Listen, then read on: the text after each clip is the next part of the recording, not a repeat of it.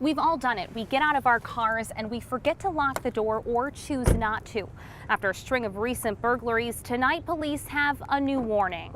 Coroner now on scene here in the 600 block of Wilcox, where they did locate an adult male victim suffering from a gunshot wound. He was pronounced dead here on the scene. It's quiet here now, but just a few hours ago it was a very active scene. Peoria police say it's not unusual to see an increase in violence. What is unusual is to see a crime like this one committed in broad daylight. Jimani Gibson was simply known as Mr. Manual. He graduated top 10 in his class. He was class president, a member of the junior ROTC and the speech team. But I want to show you what else you can do. You can also take a selfie, so let's go here. Local union members here are gathered for this ceremony, which just got underway. I want to step aside now so you can see what is happening right now. The Second Amendment has become a heavily discussed topic in Tazewell County. Some gun owners in the area are making a push for local leaders to publicly support the Second Amendment. Police say the driver plowed through the base, sending the bronze statue of Bradley University's founder flying until it stopped nearly 50 feet away.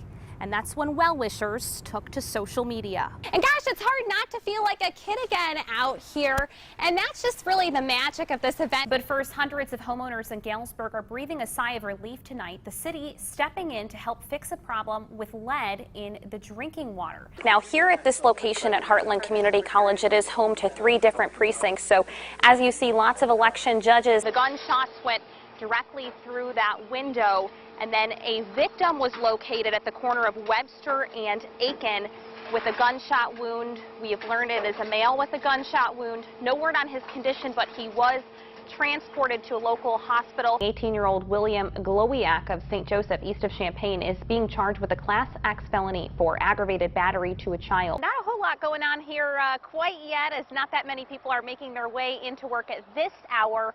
But take a look behind me here. You see the orange barrel and construction equipment, which is an indication of what's to come. A salmonella outbreak in 31 states is now being linked to Kellogg's Honey Smacks cereal. I thought, hey, let's take the show on the road today. So we are on the number 10 Sterling route bus. A much quieter scene here this morning, but if you take a look behind me here, still a couple police officers remain on scene at this time. That is an art form right there, making the Chicago-style hot dog. And yeah, unfortunately, you just saw the mustard go on that. No ketchup in sight. And the damage, just to give you an idea of how powerful this storm was, the damage actually extends all the way through the car. It got very emotional, as you can understand, seeing the sight of this plastic bathtub that kept this family safe while the tornado rolled through last night. Well, it is icy out there this morning, and we want to let you know that Olympia CUSD 16 has a 1-hour delay. In 8 months' time, the Peoria Fire Department has seen 1 firefighter die from cancer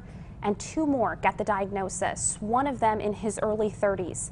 I'm investigating this battle beyond the blaze and learning what's being done to make sure those who work to protect us go home safely to their families. When you meet certain people, you just know that their job chose them. I always wanted to be a fireman. Nick Reardon is one of those people. He's the type of guy that would give you the shirt off his back. So becoming a firefighter was the perfect fit.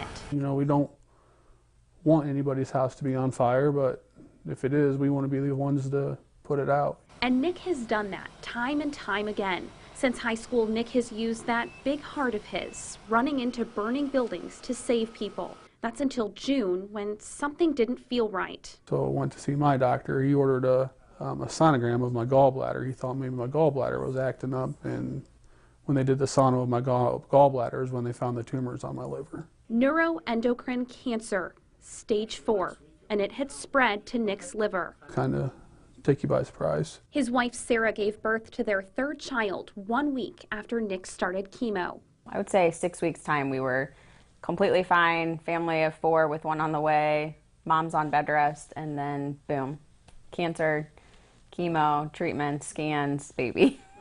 We caught up with Nick this summer shortly after diagnosis, as his brothers on the Peoria Fire Department shaved their heads in his honor.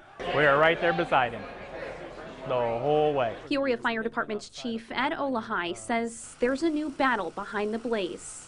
cancer quickly catching up with cardiovascular disease as a leading cause of firefighter deaths. And they're equating all that to the new plastic products that are burning in houses now. Dr. Joseph Evans is a radiation oncologist who's seen several firefighters in his clinic over the past few months. Firefighters overall are at increased risk of cancer, and then there are a handful of specific cancers that seem to be increased, including thyroid, prostate, melanoma, kidney. A Peoria firefighter for 29 years, Chief Olahai started alongside Captain Gary Stotthammer, who lost his battle with cancer in September. It was a badge of honor to have dirty gear and a smoked up helmet and soot on your face. You know, I mean, that's kind of was a sign of a guy that's in there doing the job. We never thought about, hey, cancer's going to get you 20 years from now. Peoria FD is working to change that culture. Cancer awareness now part of its training academy. Firefighters are required to wash their faces and hands after fighting a fire, and gear is sent off to an extractor to be washed. My hope is, everybody goes home safely after every shift. There's no doubt about that. And my hope is, a long life. But I think we're more realistic in the fact that we know we're only going to dodge these bullets for so long. So we're giving them, everything that we can to try to stop it. He worries about the kids and I, and he worries about doing like videos and letters and cards for the kids in case we aren't able to beat this. Nick's battle isn't over yet. I always say I'm not ready to go yet, so don't get me wrong, we have our bad days too, or we're depressed or just not having a good day emotionally, but for the most part, our faith, our friends, our family, it's very easy to stay positive when you got that kind of support. But much like fighting a fire, this battle will be won with one heart of gold and the dozens of others that stand behind him. We gotta go to jewelry. Come on, jewelry. If you blink, you just might miss the sight of David Rogers. Hardware? Yes, sir. He's on the job and on the move at the Allen Road Walmart in Peoria. Thank you for calling a 24-hour Walmart on Allen Road. How may I direct your call, please? But a closer look at this man and his coworker keeping a close eye atop a pillow in the fitting room is a sight for sore eyes. One's 29 and one's 49. David is the voice behind the operation and has been for the last 15 years. And when David's on the job, Colton is too. Good boy. Take me to work. I've accidentally tried to step onto a place. He wouldn't. He'd cut right in front of me. He would give up his life for me.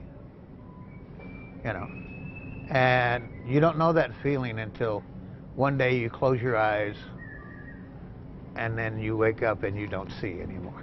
David's world went dark 10 years ago, but not working was never an option. If you stop, then you give up. You never give up. You always trudge ahead. Why sit around and mope and feel sorry for yourself when you can work, and contribute? You see, it's just second nature for David because these eyes have seen a lot. David simply says this of his time serving in Vietnam. I had a lot of devastating things and a lot of good things too, David reached out to Pause Giving Independence with a request so simple. He just wanted to get to the break room to get a cup of coffee. That's all I wanted to do, because I'd get lost in here. A stick doesn't tell you where to go. I would end up over in housewares. I would end up over in produce. It didn't take long to become much more than that. I fell in love with him the second I saw him, We connected that quick.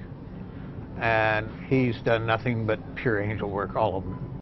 And you could say the same for David, who also saved his four-legged friend. They stuck it out in the backyard, put a chain around its neck, and let it starve to death. Just a man and a dog looking for a little direction, but together their vision has never been clearer. 5 months ago, and still somewhat emotional.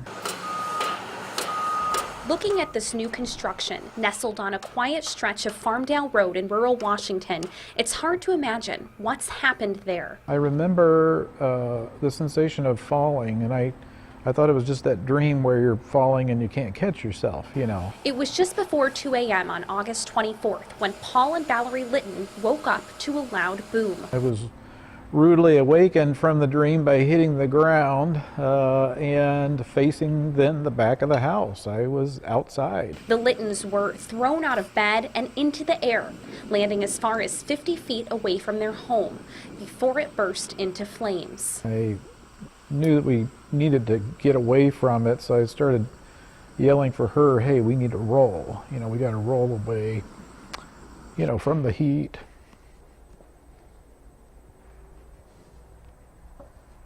Sorry. The couple amazingly survived. Both had broken bones. Valerie had burns on up to 60% of her body.